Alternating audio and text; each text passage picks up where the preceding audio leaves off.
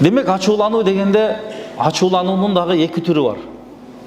Ал-гадабул махмуд, кеде ачуулануу болот, адам болгондон кийин ачууланасың. Бирок ачуулангандын чеги бар дейт да. Ошол чеги менен болсо болуш керек. Кеде Алла үчүн ачууланабыз.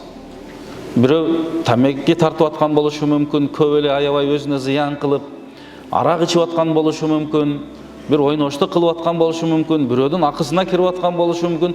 Чындыгында мындай нерселерге ачууланышыбыз керек. Алла үчүн. Жок дегенде жүрөк менен туура эмес кылды деп кайтарып, ага бата кылып коюшубуз керек.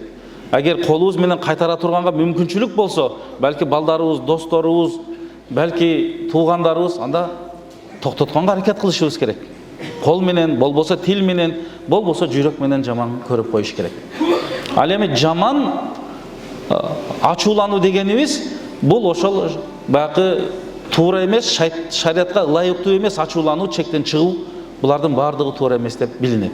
Демек, ачуулануунун дагы 3 даражасы болуп, кээ бирлер такыр эле ашырып ийет, кээ бирлер такыр эле ачууланбайт.